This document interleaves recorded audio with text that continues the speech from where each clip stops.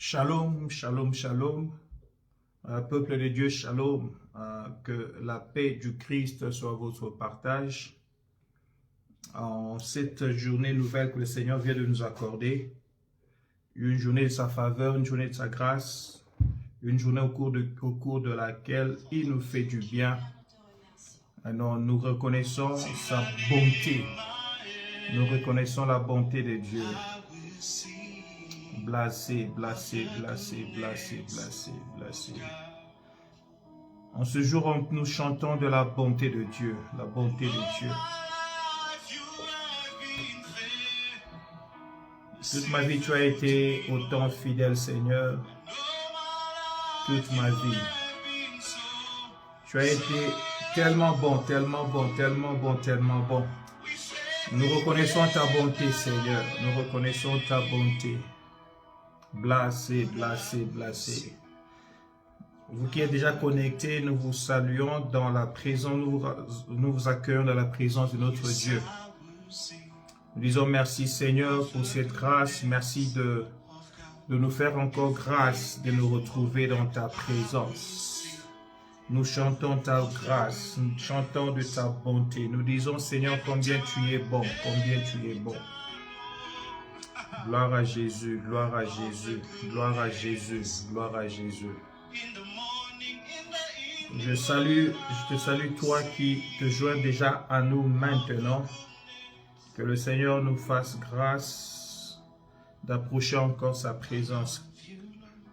Oui, avec tout l'amour que j'ai pour toi, Seigneur. Merci, merci, merci Jésus. Merci. Ta miséricorde n'a été jamais en défaite. Chaque fois que j'ai compté sur ta grâce, sur ta miséricorde, je t'ai vu agir dans ma vie. Merci. Voilà pourquoi depuis le matin, depuis que je me suis réveillé jusqu'à maintenant, jusqu'au moment où je dormirai, je continuerai à chanter ta bonté, à chanter ta bonté. Peuple de Dieu, je vous accueille dans la présence de Dieu. Je vous accueille dans la présence de celui qui est au-dessus de tout nom, celui qui mérite de recevoir. Yes, tout honneur et toute gloire.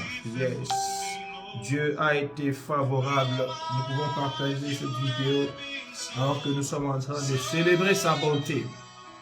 Célébrer sa bonté. Nous sommes en train de célébrer sa bonté.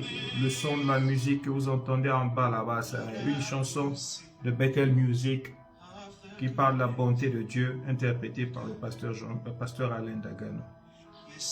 Gloire à Jésus, gloire à Jésus. Vous pouvez associer votre voix à sa voix en train de bénir la bonté de Dieu.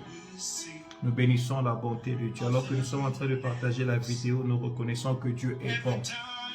C'est par sa grâce et à tout moment nous pouvons dire Seigneur, tu es bon, tu es bon, tu es bon pour nous. Seigneur, tu es bon. Du matin au soir, nous reconnaissons sa bonté. Du matin au soir, nous glorifions Jésus parce qu'il est bon pour nous. Gloire au Seigneur, gloire à Jésus, gloire à Jésus. Voilà, je t'aime Seigneur. Parce que ta miséricorde ne m'a jamais abandonné. Je n'ai jamais vu ta miséricorde échouer, agir dans ma vie. Tous les jours de ma vie, je suis entre tes mains et je reconnais que ta bonté me fait du bien. Gloire à Jésus, gloire au Seigneur, oh alléluia. Du matin au soir, je reconnaîtrai toujours que tu es bon pour moi, tu es bon pour moi. Jésus, Jésus, que toutes les personnes qui sont présentes et qui veulent célébrer le Seigneur, célébrer sa bonté, célébrer la bonté de Dieu là où vous êtes. Simplement dire merci Jésus parce que tu es bon pour moi. Merci Jésus parce que tu es bon pour moi. Je vous invite à l'école, je vous accueille à l'école de la foi. Nous sommes à notre 43e session, 43e séance plutôt. Que le Seigneur bénisse chacun d'entre nous qui se connecte maintenant. Tu peux partager, tu peux identifier une personne. Jésus a été trop bon, très bon, très bon, très bon, très bon, très bon, très bon, très bon. Oui, je reconnais la bonté de Dieu. Merci Seigneur, merci Jésus. Je chante ta bonté, je chante ta bonté, je chante ta bonté. Mandarabusketa. Blasé, blasé, blasé, blasé, blasé. Je chanterai de la bonté de Dieu. La bonté de Dieu, la bonté de Dieu. Merci Seigneur. Merci Jésus. Merci Jésus. Je veux prier avec les personnes qui sont déjà présentes. Celles qui sont déjà connectées, nous prions avec vous pour commencer notre enseignement d'aujourd'hui. Seigneur Dieu Tout-Puissant, Éternel Père de gloire, je te rends grâce. Je te remercie pour ces moments d'édification, ce moment de ta parole. Parle-nous encore, nous sommes disposés à t'écouter au nom de Jésus-Christ. Amen, amen, amen. Gloire à Jésus, gloire au Seigneur, gloire à celui qui est au-dessus de tout nom. Celui dont le nom est Alpha et Oméga. Je l'appelle Jéhovah Mpandangila, celui qui ferait le chemin là où il n'y en a pas. Nous glorifions le nom de celui qui nous invite cet après-midi dans sa présence. Une fois de plus, c'est une faveur, c'est une grâce pour moi que de me retrouver avec vous, chers amis. Et je bénis Dieu qui permet que nous puissions une fois de plus nous retrouver dans cette école de la foi. Nous sommes au temps de responsabilisation qui est la page que le Seigneur nous a inspiré à commencer depuis les années de, vous savez, le début de Covid ou le début de, comment on appelle ça, le lockdown, quand on a été en ferme confinement, quand on a été fermé à la maison. Le Seigneur nous a inspiré de pouvoir partager la parole et depuis lors nous sommes ensemble. Nous bénissons Dieu pour les personnes qui sont déjà présentes. Je salue Papa Célestin Njati Okende, qui doit certainement être avec Maman Cynthia. Shalom à vous, shalom, shalom. Je salue toute personne qui se connecte déjà à nous. Je bénis le Seigneur pour mes enfants ici à la maison qui sont là à l'école technique, qui sont en train de faire tout pour que nous puissions vous parvenir dans vos maisons et vous parler, identifier une personne, identifier quelqu'un, inviter quelqu'un à se joindre à cette réunion en ce moment d'édification. Nous sommes à l'école de la foi. L'école de la foi, c'est une grâce, un privilège pour moi que de me retrouver avec vous pour partager la parole de Dieu. Et nous avons commencé depuis le samedi passé à parler sur le thème « Qu'il te soit fait selon ta foi ». C'est de cela que nous sommes en train de parler, « Qu'il te soit fait selon ta foi ».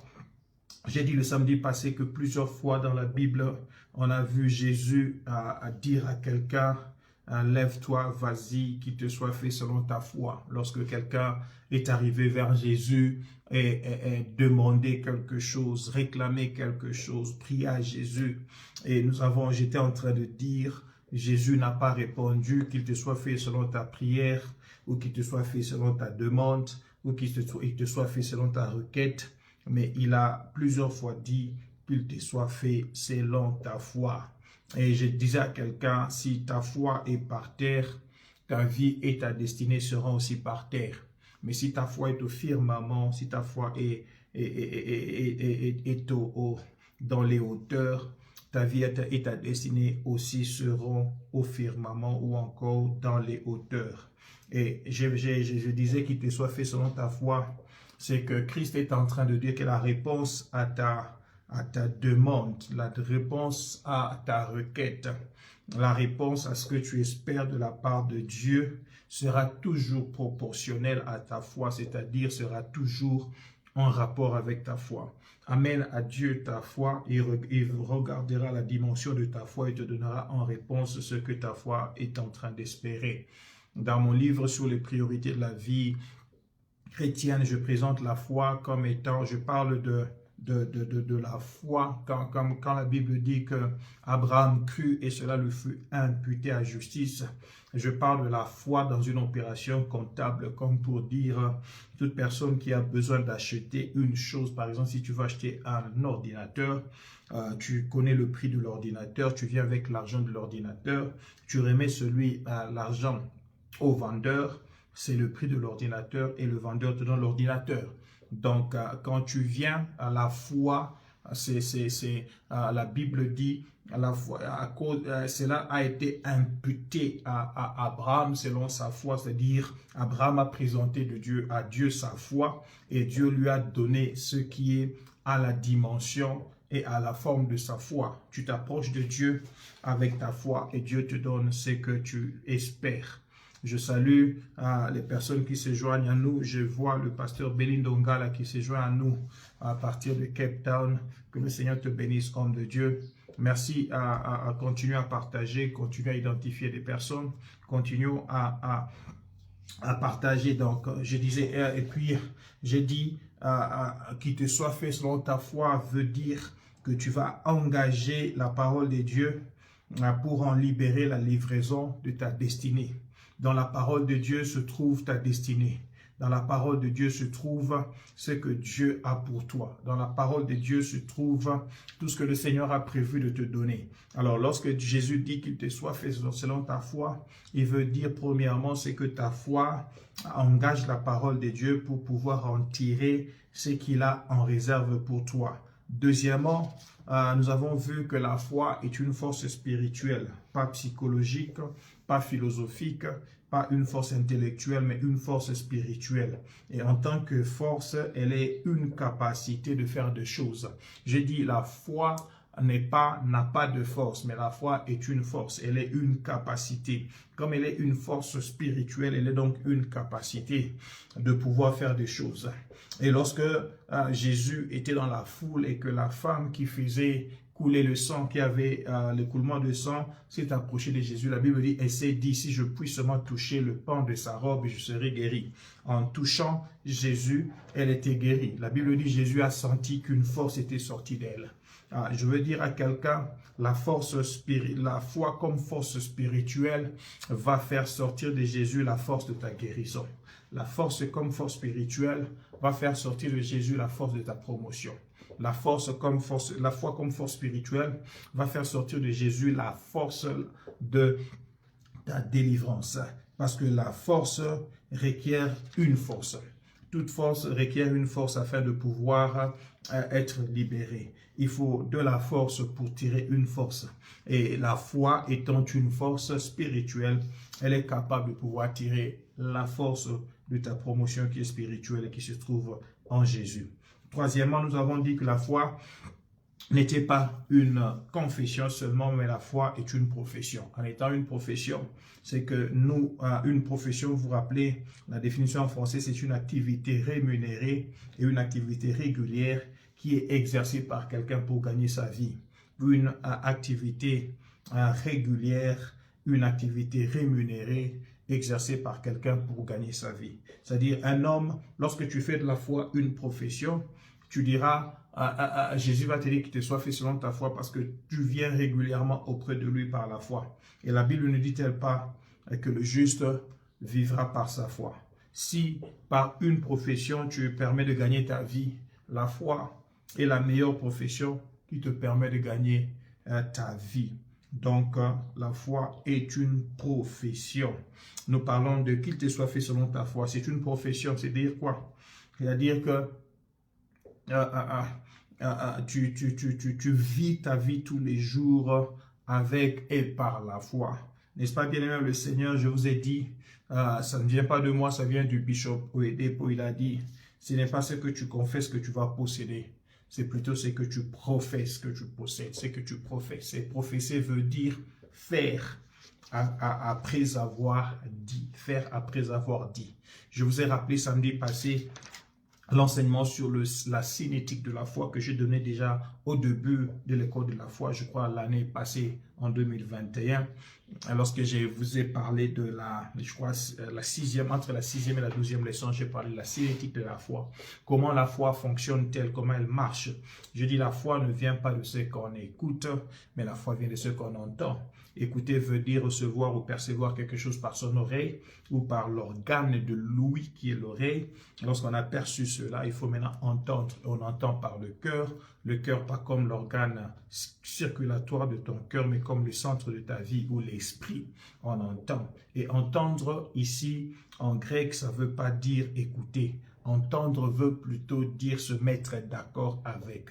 La foi vient de ce qu'on entend, veut dire la foi vient de la parole avec laquelle on s'est mis d'accord.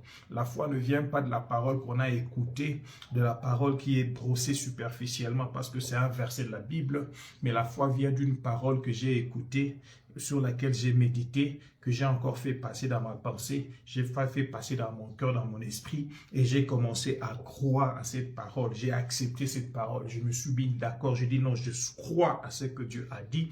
J'accepte ce qu'il a dit. Et comme il a dit cela, je crois que cela peut se faire avec moi. Lorsque tu commences à te mettre d'accord avec cette parole, alors cette parole-là produit la foi. Bien-aimé dans le Seigneur, voilà ce dont nous avons parlé le samedi passé. J'ai brossé avec vous en 10 minutes l'enseignement de samedi passé. Je vais continuer avec 2 autres points. Je continue sur le même enseignement qui te soit fait selon ta foi. Aujourd'hui, je commence avec le point numéro 4 et nous allons voir 2 points, numéro 4 et numéro 5. Toute personne qui n'avait pas suivi les enseignements le samedi passé, vous pouvez toujours rentrer sur notre page Facebook, Bagouma Jean-Claude Ndagano, ou encore Pasteur Jean-Claude Ndagano, ou aller sur notre page YouTube, Pasteur Jean-Claude Ndagano.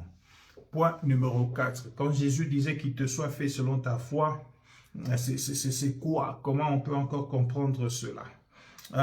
Quand je vis les choses selon la foi, je reçois ce que Dieu a dans son dépôt pour moi. Donc, ce que Dieu a dans son dépôt pour moi. Le Seigneur a quelque chose qu'il a gardé dans son dépôt pour moi. Et tu arrives à recevoir cela par la foi.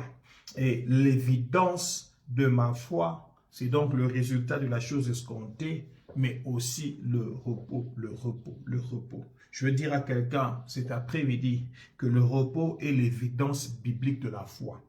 Le repos, c'est l'évidence biblique de la foi. Comment peut-on prouver que quelqu'un a la foi? C'est lorsque cette personne peut présenter qu'il est dans le repos.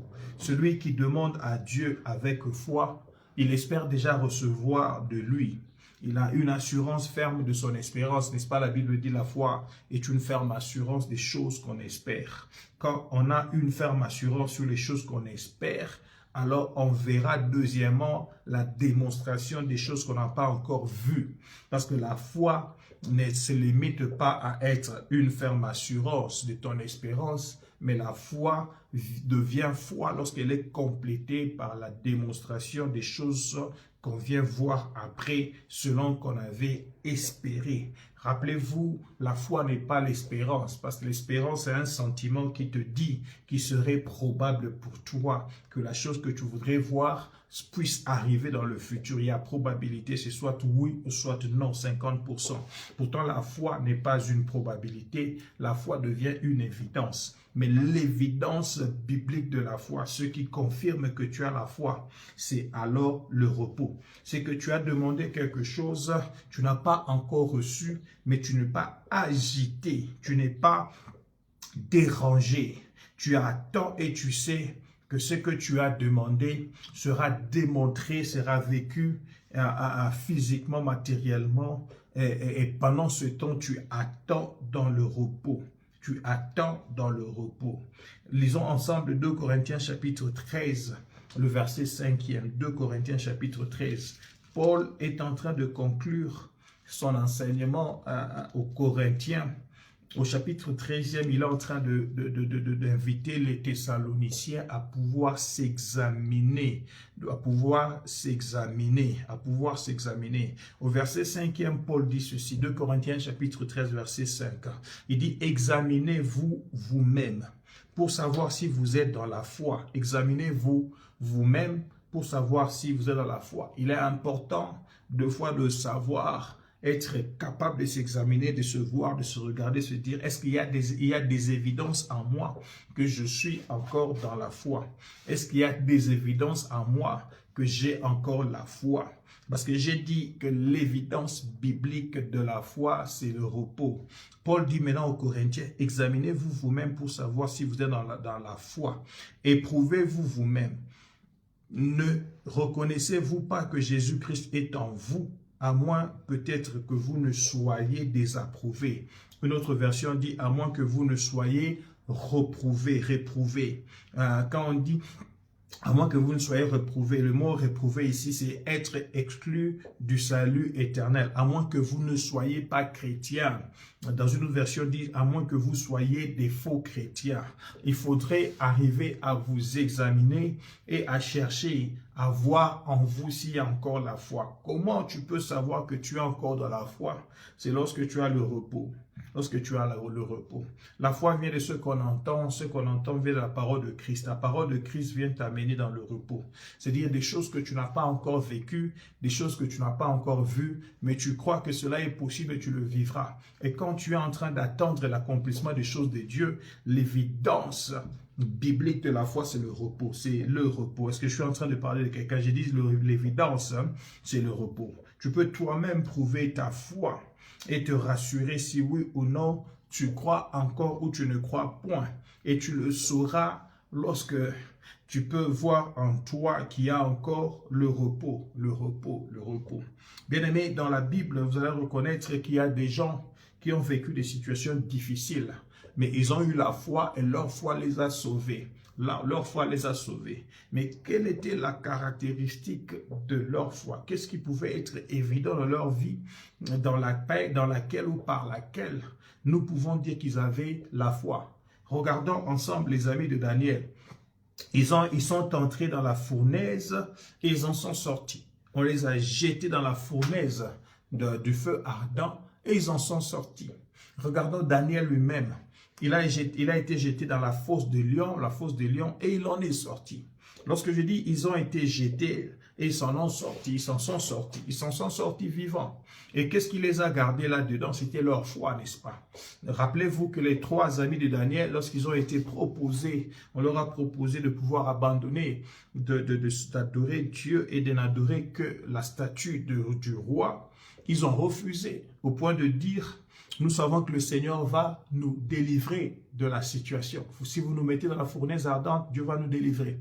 Mais même s'il arrivait qu'il ne nous délivre pas, qu'à cela ne plaise à Dieu, nous sommes décidés à ne pas adorer autre personne que Dieu.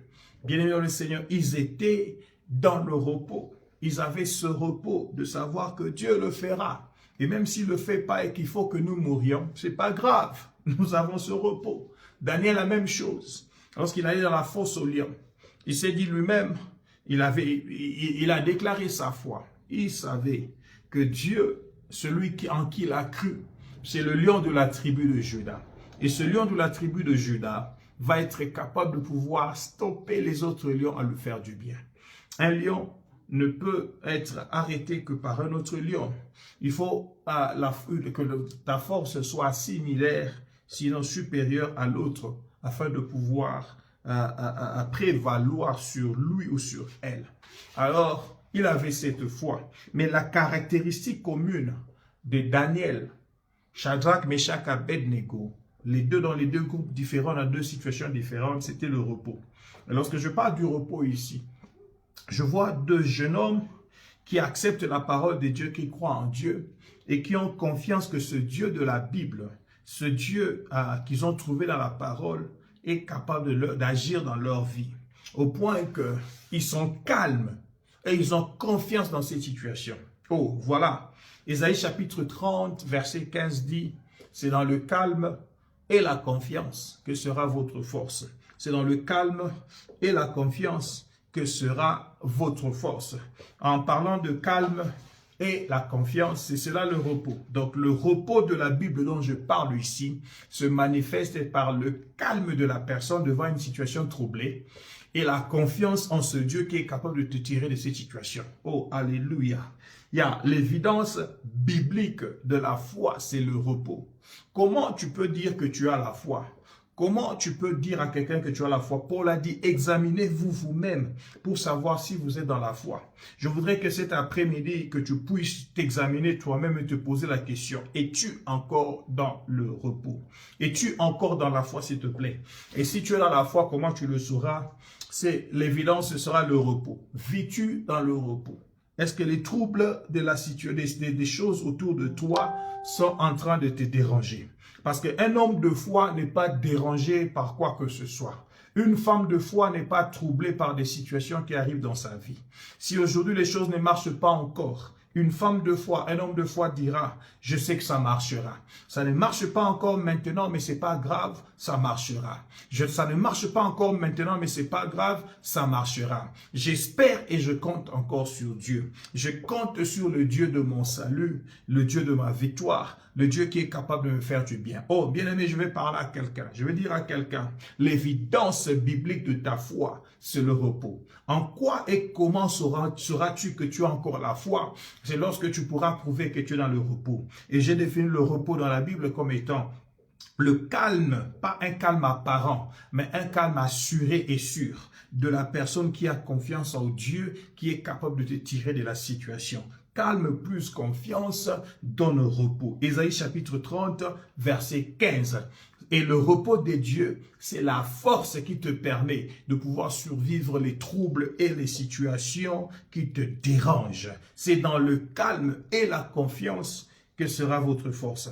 Un homme ou une femme qui est dans le repos avec Dieu, il sait que rien ne peut résister à l'autorité de la foi sous le ciel. Je suis en train de dire à quelqu'un, je vais encore répéter cela. Un homme ou une femme qui est dans le repos avec Dieu sait que rien ne peut résister à l'autorité de la foi sous le ciel. Le repos va te permettre de rester calme lorsque les choses sont troublées, parce que tu as confiance en un Dieu qui est capable de pouvoir résoudre tous les problèmes dans le trouble. Oh, je veux dire à quelqu'un, la situation dans laquelle tu te trouves maintenant ne va pas t'amener à la mort. Ça ne te détruira pas, parce que Dieu est avec toi. Je veux dire à quelqu'un, ton avenir est meilleur. Ton avenir a de l'espoir. Je veux dire à quelqu'un, il a dit dans sa parole, je connais les projets que j'ai pour toi. Même si personne ne connaît les projets que Dieu a pour toi, Dieu lui-même connaît les projets qu'il a pour toi. Il peut t'arriver que tu ignores toi-même les projets que Dieu a pour toi. Dieu connaît les projets qu'il a pour toi. Il a dit, je connais les projets que j'ai pour toi. Il définit ce projet comme étant des projets de paix et de projets non pas de malheur, mais projets de paix. Afin que quoi? Afin que tu puisses avoir un avenir et de l'espérance. Oui, il y a de l'avenir, il y a de l'espérance pour ceux-là qui sont en Christ. Dieu dit, je connais les projets que j'ai pour toi. Tu es en train de me suivre maintenant, tu me regardes maintenant, ou tu vas me suivre à YouTube après. Je veux te dire, Dieu sait, même si tu es encore sans emploi aujourd'hui, il sait le projet qu'il a pour toi. Il a un projet afin de te donner un emploi qui va donner gloire à Dieu. Un emploi dans lequel, lorsque tu seras en train d'employer, tu regarderas encore le salaire qui te sera payé, tu te poseras la question, comment cela est-il arrivé? C'est des choses qui vont te troubler, c'est des choses qui peuvent te compliquer, c'est des choses qui peuvent te poser trop de questions, mais écoute-moi, tu n'as pas besoin de savoir comment ça se passera, comment ça se fera, crois seulement, accepte seulement, continue à croire à Dieu. Il a des projets de paix pour toi. Oui, ma sœur Weza, je vois tu as écrit, oh yes, projet de paix. Je dis que Dieu a des projets de paix pour toi. Non pas des projets qui vont détruire ta vie. Non pas des projets qui vont te troubler, mais des projets de paix. Alléluia. Dans Marc chapitre 9, il y a une histoire. Les disciples étaient à la maison, Jésus n'était pas avec eux. Un papa est venu avec son fils auprès des disciples. La Bible dit, il est venu afin que les disciples puissent chasser l'esprit mauvais qui menaçait l'enfant. Parce que l'enfant était épileptique, il tombait de temps en temps, il convulsait, des fois il tombait dans le feu. Alors, les disciples ont essayé de chasser l'esprit, les disciples n'ont pas pu. Quand Jésus est rentré, il a trouvé qu'il y avait beaucoup de gens devant la maison, il a trouvé la maison était remplie de personnes, et Jésus est arrivé, il approche, il pose la question, qu'est-ce qu'il y a ici? Et un homme de la foule, la Bible dit, est venu vers Jésus, il dit, c'est moi, j'ai amené à tes disciples mon fils, afin qu'ils puissent les guérir, mais ils ne sont pas arrivés à chasser l'esprit. Jésus va parler à ses serviteurs, à ses disciples, pour dire, race incrédule, jusqu'à quand serai-je avec vous? Aussitôt que l'enfant vit Jésus, la Bible dit l'Esprit de Dieu l'a agité, l'esprit mauvais l'a agité avec violence. Il est tombé, il a commencé à se rouler par terre. Et Jésus va demander au Père, combien de temps cela fait? Il dit depuis son enfance. Ah, c'est une situation qui a pris longtemps. Et j'espère que Jésus est capable de le faire maintenant. Et souvent, il dit, l'Esprit l'a jeté dans le feu et dans l'eau pour le faire périr. Mais si tu peux, quelque chose, viens en notre secours et compassion de nous. Ça, c'était la prière de ce papa qui est venu vers Jésus. Il dit, si tu peux quelque chose. Marc chapitre 9, verset 23, Jésus lui dit, si tu peux, si tu peux, si tu peux. 3 points de suspension. C'est comme si Jésus était en train de s'étonner. Jésus était en train de s'exclamer. Tu viens à moi et tu me dis, si tu peux. Non, il dit, tout est possible à celui qui croit. Jésus est en train de dire à ce papa, il n'est pas question de si moi je peux. Il est question d'abord de ce que toi tu crois. Est-ce que toi tu crois quelque chose?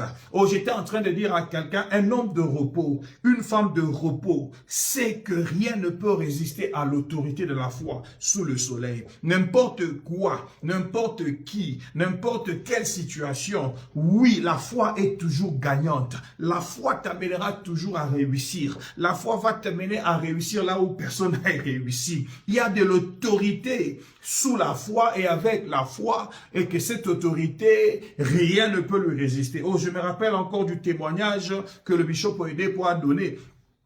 Il a parlé, il a dit un jour, il est revenu à la maison, après il venait du boulot, de l'église, du bureau, il arrive à la maison, il venait de se marier, sa femme lui dit, elle était enceinte, il dit, mon mari, j'ai comme l'impression que je suis en train d'avorter, je suis en train de faire une fausse couche. Il dit à sa femme, il dit à son mari, je suis en train de saigner, c'est comme si l'enfant est en train de partir. Oh bien-aimé le Seigneur, ça. L'attitude du bishop Oyedepo m'a étonné. Il a dit à sa femme, rien, non, cela ne peut pas être possible. C'était la réponse, il dit, non, cela ne peut pas être possible. Il va s'asseoir sur la table et il dit, sers-moi à manger s'il te plaît, je veux manger, je veux manger, je veux manger. Cela ne peut pas être possible. La Bible dit, sa femme est venue lui servir à manger et le prophète, le bishop dit, on n'en a plus jamais parlé et j'en ai même pas fait mention dans ma prière. Pourquoi cela? Il dit parce que il s'était déjà trouvé dans le repos dans ce domaine. Il avait déjà trouvé et il était entré dans le repos dans ce domaine. Il connaissait la parole de Dieu qui dit, Deutéronome chapitre 7 verset 14, il dit, tu seras béni au-dessus de tout ce peuple. Et dans ton pays, il n'y aura ni femme stérile, ni femme qui avorte. La Bible dit, il n'y aura même pas un animal qui va avorter dans ton pays. Alors le prophète dit ceci, qui va être stérile. Le prophète dit ceci, si maintenant, moi je sais que Dieu a déjà dit, est-ce que moi j'ai un problème encore à ce qui va arriver? C'est que moi je sais, il dit, avant qu'il ne soit même marié, il avait déjà trouvé le repos dans ce domaine. Trouver le repos, c'est trouver le réma de Dieu. Trouver le repos, c'est trouver la parole qui va te lever dans la situation dans laquelle tu te retrouves.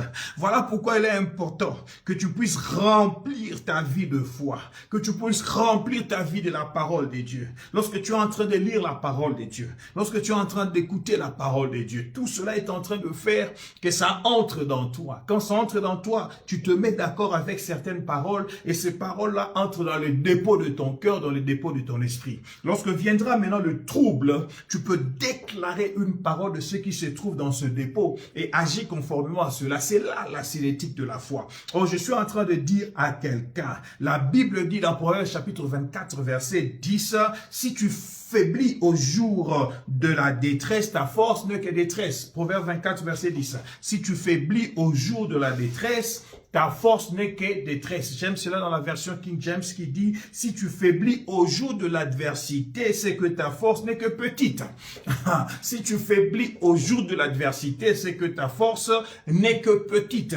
Il est important de savoir qu'il y aura des moments d'adversité. Et le moment d'adversité, lorsqu'ils viendront, il faudrait pas que tu puisses faiblir. Il faudrait que tu montres que tu es fort. Qu'est-ce qui va permettre à ce que ta force puisse grandir? C'est la connaissance de Dieu. Proverbe chapitre 24 verset 5 dit, un homme sage est plein de force et la connaissance augmente la force. Celui qui a la connaissance augmente la force. Un homme sage est plein de force et celui qui a la connaissance augmente la force. Oh, je suis en train de parler à quelqu'un. La sagesse de Dieu va amener la force en toi, mais la connaissance de Dieu va augmenter ta force. La version Louis II dit la connaissance de Dieu affermit ta force, affermit ta vigueur. Bien-aimé dans le Seigneur, lorsque tu connaîtras Dieu, tu auras ta force qui sera en train d'être élevée. Et ta connaissance de Dieu fait monter ta force au jour de l'adversité. Je vais dire à quelqu'un, tu prépares la guerre avant la guerre. Tu n'attends pas que la guerre arrive pour que tu commences à préparer la guerre. Il y a un homme dans ce monde qui est en train de se battre maintenant avec presque tout le monde. Il s'appelle Poutine. Et Vladimir Poutine dit qu'il est préparé, il est prêt. Vous pouvez lui emmener des sanctions, il n'en a que faire parce qu'il s'est déjà préparé pour la guerre. Bien aimé le Seigneur, je vais dire à quelqu'un, la nature ne nous enseigne-t-elle pas? Il est important de comprendre qu'une guerre ne se gagne pas sans avoir été préparée. Et en tant qu'enfant de Dieu, tu dois préparer la guerre avant que la guerre ne vienne. C'est-à-dire, tu dois trouver le repos avant que le trouble n'arrive. Tu dois trouver le repos. Le repos, on ne le cherche pas lorsque la trouble vient. On ne le cherche pas lorsque le trouble vient. Mais le repos, on le cherche avant que le trouble ne vienne. Le repos démontrera si oui ou non tu as la foi. Alléluia. Le repos démontrera si oui ou non tu as la foi. Alléluia. Les disciples étaient dans la barque. Le vent commençait à souffler au contraire. Les disciples ont commencé à être agités. Vous savez pourquoi? Parce qu'ils n'avaient pas préparé la guerre. Ils n'étaient pas encore préparés. Mais alors, au milieu d'eux, il y avait quelqu'un. Lorsqu'ils étaient tous en train de se dire, ça c'est un fantôme, Pierre s'est levé pour parler au fantôme. Il dit, maître, eh bien c'est toi. Le maître dit, oui, c'est moi, c'est moi, c'est moi, c'est moi, c'est moi. Le maître dit à tout le monde, c'est moi. Alors, Pierre va dire au maître, si c'est bien toi, ordonne que je vienne vers toi. Si c'est bien toi, ordonne que je vienne vers toi. Pierre savait que le maître des vents est capable de stopper le vent. Il savait que le maître de sa vie est celui qui est capable d'arrêter le mouvement du vent. Et il savait que dans le repos, on trouve le repos en étant dans Christ. Il dit au maître, lorsque le maître lui dit, viens, Pierre va se dire ceci. Ah, comme le maître a déjà parlé, j'y vais. Il s'est jeté dans l'eau sans se poser trop de questions. Oh, bien aimé, j'étais en train de dire à quelqu'un. Lorsque le vent va souffler contraire à toi, contraire à la barque, et que tu ne vas pas marcher, il y a une seule chose qui te fera marcher sur l'eau. C'est le rhéma de Jésus. C'est le repos dans le Seigneur. Le rhéma est le repos qu'on trouve dans le Seigneur. Le rhéma est la parole révélée que Dieu te donne afin que tu puisses agir. Lorsque la parole est sortie, tu marches maintenant sur cette parole-là. Jésus a dit, viens. Pierre ne pouvait plus se poser la question de savoir, n'est-ce pas, il me demande de venir, mais il a oublié que ça c'est de l'eau. Non, Pierre n'a même pas pensé que c'était l'eau. Parce que Jésus qui a dit viens, il a déjà donné du conditionnement aux conditions de ce monde afin de pouvoir te recevoir. Alléluia. Il faudrait que dans le repos de Dieu, tu y sois pour que lorsque le trouble arrive, que tu ne sois pas agité. Pierre s'est retrouvé encore agité lorsqu'en marchant sur l'eau et que le vent a encore soufflé fort et qu'il a commencé à penser, là il est revenu en lui-même, il a réalisé qu'il était en train de marcher sur l'eau. Bien-aimé, la situation de ce monde viendra toujours déranger ton repos. Mais ne te repose pas sur ce que les gens ont dit. Repose-toi sur ce que Dieu a dit. Le rhéma est la parole révélée de Dieu qui te fait entrer dans le repos. Alléluia. Trouve le repos avant que le trouble n'arrive. Et quand le trouble viendra, le repos va démontrer que tu as la foi. Il y a un verset dans la Bible que j'aime beaucoup, un texte dans Habakkuk chapitre 3. Ça démontre la dimension de la foi de l'homme de Dieu Habakkuk. Habakkuk chapitre 3. Retrouvez-vous cela avec moi, Habakkuk chapitre 3, à partir du verset 16. Le verset 19e, écoutez ceci. Le prophète dit, il dit, j'ai entendu et mes entrailles sont émues. À cette voix, mes lèvres frémissent, mes os se consument et mes genoux chancellent. En silence, je dois attendre le jour de la détresse. Ça, c'est le prophète qui dit. Il dit, en silence, je dois attendre le jour. C'est-à-dire, il était déjà préparé, attendant le jour de la détresse. Il était préparé. Il savait que le diable ne dormira pas sans pouvoir venir m'attaquer. Il s'était déjà préparé. Et il dit, en silence, J'attendrai le jour de la détresse. Je garde silence jusqu'à ce que la détresse vienne. J'ai déjà un grand dépôt, des armes préparées pour contrecarrer la détresse lorsqu'elle viendra. N'est-ce pas? Nous avons dit que si tu faiblis au jour de la détresse, ta force n'est que détresse. C'est que ta force est petite.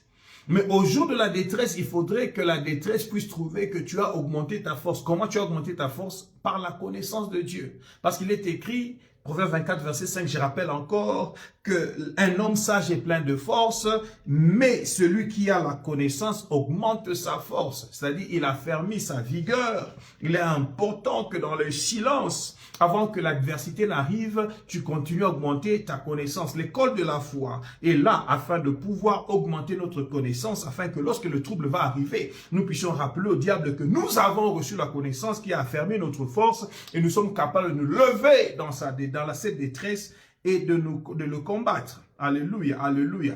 Alors il continue, le jour où le procès marchera contre le peuple. Verset 17.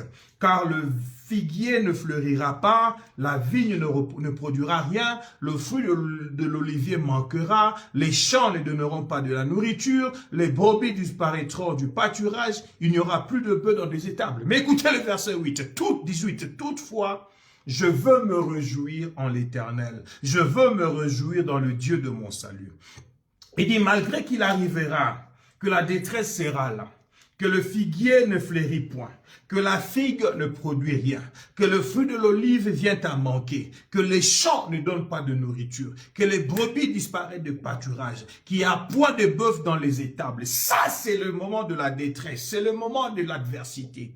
Le prophète dit, moi, toutefois, je veux me réjouir en l'Éternel. J'ai fait le choix et je me suis décidé. Malgré que cela arrive, je veux me réjouir dans le Dieu de mon salut. Parce que la foi plaît à Dieu. La foi émerveille Dieu. Et verset 19, il dit, l'Éternel, mon Seigneur, l'Éternel, le Seigneur est ma force. Il rend mes pieds semblables à ceux des biches. Donc, il rend mes pieds endurants et il me fait marcher sur mes lieux élevés. Le Seigneur m'amènera jusqu'à dans des hauteurs. C'est ça sa foi. Sa foi lui dit, même s'il y a la détresse aujourd'hui, cette détresse ne va pas me stopper à continuer d'avancer parce que la foi que j'ai en Dieu va m'amener à aller jusque dans les hauteurs. Je vais me retrouver dans les lieux plus hauts avec le Seigneur. Alléluia. Oh, qu'il te soit fait selon ta foi. Que tout celui qui m'entend maintenant, qui me regarde maintenant, je dis qu'il te soit fait selon ta foi. Je dis qu'il te soit fait selon ta foi. Je dis qu'il te soit fait selon ta foi. Garde le repos en toi. Garde cela comme une évidence de ta foi. Repose-toi dans la parole de Dieu. Garde le rhéma du Seigneur. Tout ce qu'il a dit, crois que c'est possible et mets-toi d'accord avec cette parole. Point numéro 5, qu'il te soit fait selon ta foi. Là où je vais terminer aujourd'hui, qu'il me soit fait selon ma foi, c'est aussi, écoutez-moi très bien, c'est aussi une preuve que je suis prêt à partager ma responsabilité avec Dieu dans la lumière des Écritures, afin de voir m'être accordé le futur que j'ai toujours désiré dans le passé ou que je désire maintenant dans le présent. Et je vais répéter, qu'il me soit fait selon ma foi veut aussi dire, ou sinon veut montrer que c'est une preuve que je suis prêt à partager avec Dieu ma responsabilité à la lumière des Écritures, afin de pouvoir voir lui m'accorder le futur que j'ai désiré dans le passé ou le futur que je désire encore maintenant. Alléluia.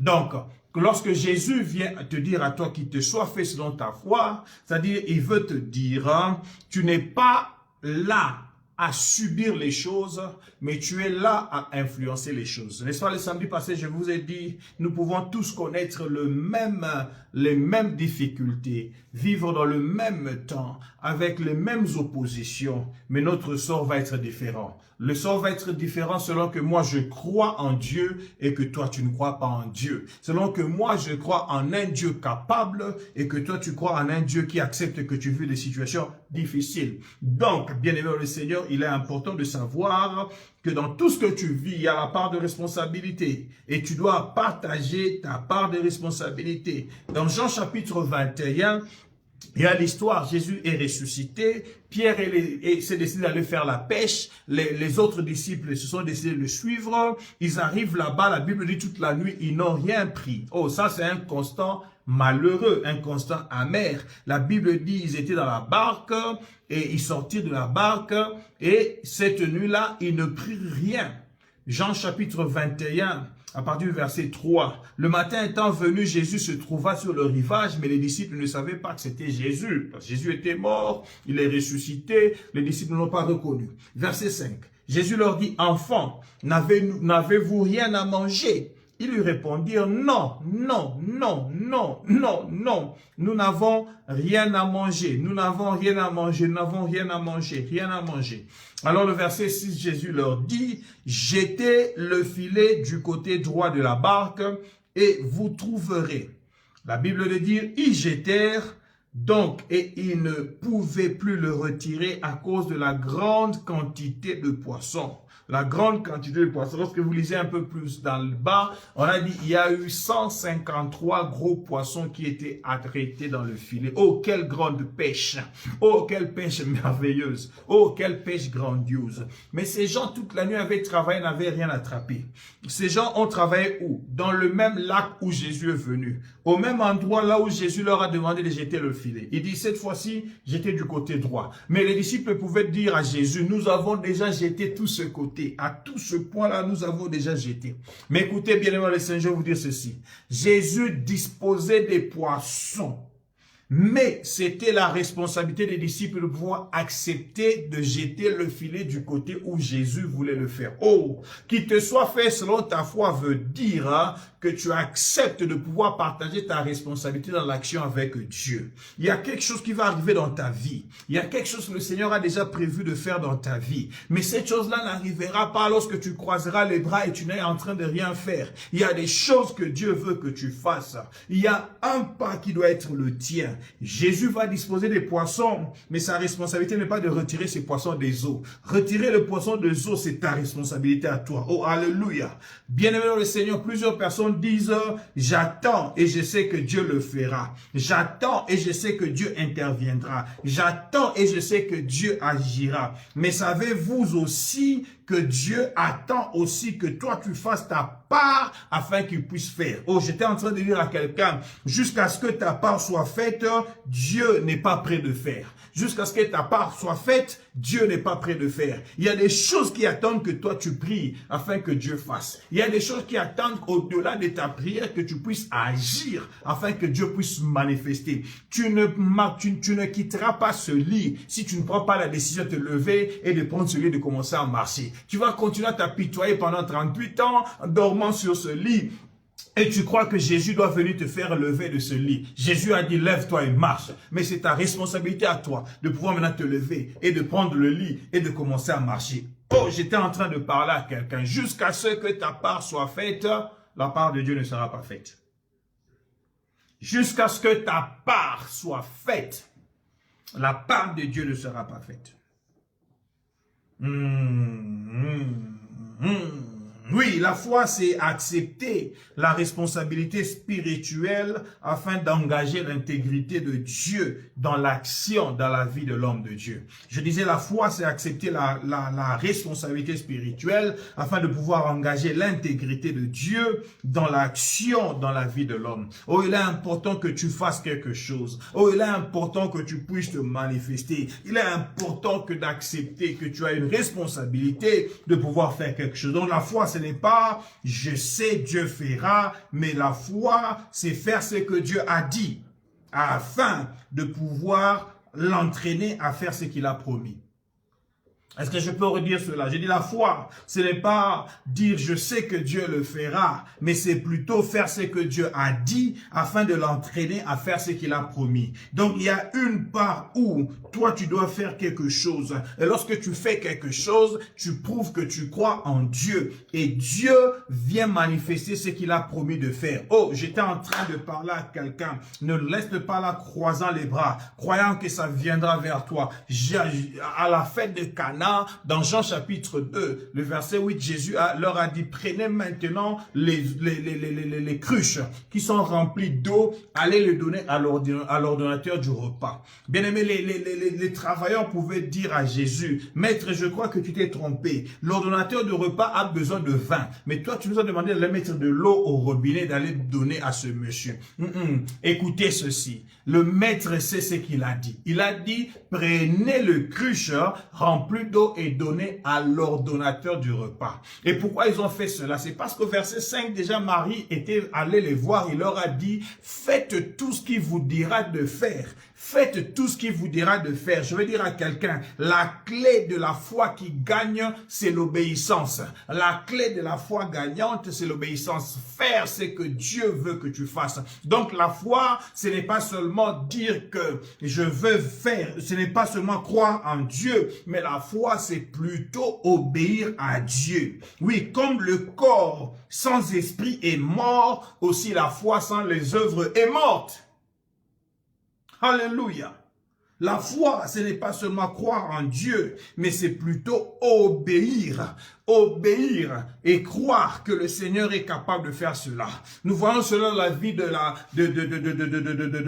notre Père dans la foi, Abraham. Romains chapitre 4, à partir du verset 17 jusqu'au verset 21. Romains 4, 17 à 21, il est écrit, « J'étais établi Père d'un grand nombre de nations. Il est notre Père devant celui auquel il a cru. Dieu qui donne la vie aux morts et qui appelle les choses qui ne sont point comme si elles étaient. » Écoutez, verset 18, espérant contre toute espérance, il crut et devint le père d'une grande multitude, d'un grand nombre de nations. Selon ce qui lui avait été dit, telle sera ta postérité. Dieu a dit à Abraham, telle sera ta postérité. Abraham a obéi, il a accepté de quitter son pays. 75 ans déjà, avec une femme de 65 ans, suivant Dieu qui lui a dit, va là où je veux que tu sois, et là je ferai de toi père d'un grand nombre de nations. Il a cru en Dieu, mais la foi s'est démontrée par son obéissance. Il a obéi. Verset 19, il est écrit, sans faiblir dans la foi, il ne considéra point que son corps était déjà usé, puisqu'il avait près de 100 ans et que Sarah n'était plus en état d'avoir des enfants. Ça, c'est maintenant 20 ans après, 24 ans après, 25 ans après. Ils sont déjà dans la terre où Dieu a voulu qu'ils soient, là où Dieu a dit qu'ils seront père et mère d'une multitude, mais sa femme n'a encore rien conçu. Alors que là, maintenant, il a 99 ans et la femme a 89 ans. Dieu va lui réapparaître encore pour dire, Abraham, l'année prochaine, à la même époque, je reviendrai vers toi et Sarah aura un enfant. Sarah qui entend cela, Sarah se met à rire, un rire de moquerie, et se dit non mais ce Dieu, tu pouvais faire ces choses là quand j'étais encore, j'avais 65 ans, quand tu as promis, c'était quand même 10 ans ou 20 ans après ma ménopause, mais toi tu attends que je sois déjà à 40 années après la ménopause et tu viens parler de moi avoir des enfants. Ça, ce n'est pas possible. Mais la Bible dit au verset 21, il ne douta point par incrédulité au sujet de la promesse de Dieu, mais il fut fortifié par la foi, donnant gloire à Dieu. Abraham n'a pas douté. Abraham fut fortifié par la foi en donnant gloire à Dieu. Donc j'étais en train de dire, la foi, ce n'est pas seulement croire en Dieu. La foi, c'est au-delà de croire, c'est plus obéir à Dieu. Il a reconnu que Dieu est capable, il a continué à obéir à Dieu. Verset 21, ayant la pleine conviction que ce qu'il promet, il peut aussi l'accomplir. Ayant la pleine conviction que ce qu'il promet, il peut aussi l'accomplir. La foi, ce n'est pas seulement croire en Dieu. La foi, c'est avoir la pleine conviction que Dieu est capable de faire ce qu'il a dit qu'il fera. Ainsi donc, tu obéis parce que tu sais que Dieu est capable de faire cela. Je voudrais terminer en disant à quelqu'un, la foi, ce n'est pas seulement croire. Parce que les démons croient et tremblent. La Bible dit dans Jacques chapitre 2 verset 19,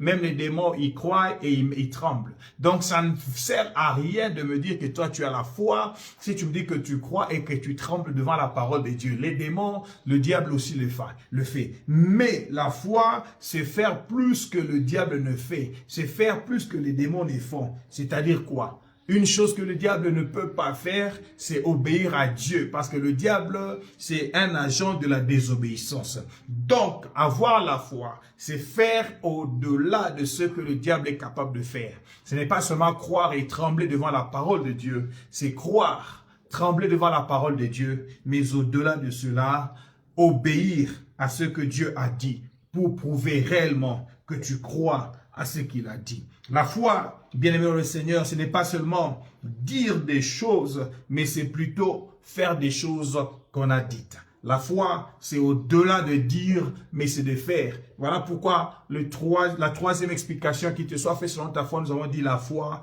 est une profession et non pas une confession. Que mon Dieu puisse bénir toute personne qui m'a soulevé cet après-midi. Et je prie au nom du Seigneur que tu apprennes à vivre dans l'obéissance et que ta vie de foi puisse aller de l'avant. Qu'il te soit fait selon ta foi. Cet après-midi, nous avons compris que l'évidence biblique de la foi, c'est le repos. Donc, lorsque j'attends de la part de Dieu, lorsque Jésus dit qu'il te soit fait selon ta foi, c'est que je me suis déjà préparé. Je me suis préparé avant que la détresse ne vienne dans ma vie. J'ai rempli mon cœur de la parole de Dieu. Et la Bible dit, c'est l'abondance du cœur que la bouche parle. Lorsque maintenant la détresse viendra, l'adversité viendra, je pourrai déclarer avec foi le réma de Dieu. Et deuxièmement, nous avons vu qu'il te soit fait selon ta foi. C'est une preuve que j'ai accepté de partager ma responsabilité dans l'action de Dieu afin de voir le futur que j'ai désiré m'être accordé. Le poisson était dans l'eau. Jésus les a disposés à venir pour être servis aux disciples. Mais malheureusement, avant d'avoir cela, il faut que tu puisses retirer ces poissons des eaux. Et retirer les poissons des eaux, c'est la responsabilité des disciples et non pas la responsabilité de Jésus. Je veux dire à quelqu'un qui te soit fait selon ta foi, veut dire il y a ta part à toi à faire. Ce n'est pas seulement croire et t'asseoir, mais c'est accepter d'obéir et dire que ce que Christ a dit est vrai. Je vais accepter de faire cela et je crois qu'il me sera fait à moi aussi. Au nom de Jésus, nous avons terminé l'enseignement d'aujourd'hui. Je voudrais prier. Père très saint, Dieu de gloire, je prie au nom de Jésus-Christ pour mon frère, pour ma soeur qui m'a suivi, qui est encore là en train de me suivre. Je prie au nom de Jésus que par rapport à la situation au-devant d'elle, au-devant de lui, la détresse qui se présente, l'adversité qui se présente, qu'elle soit préparée, qu'il soit préparé à avoir la parole qu'il faut pour la situation. Qu'il sorte de son carquois la parole qu'il faut pour cette situation. Je prie au nom de Jésus-Christ que la sagesse de Dieu lui augmente la force, mais que davantage ta connaissance puisse affermir sa vigueur. Que dans cette détresse, sa force ne s'affaiblisse point, mais qu'elle puisse monter. Je prie au nom de Jésus-Christ qu'il fasse sa part, afin que tu fasses ta part.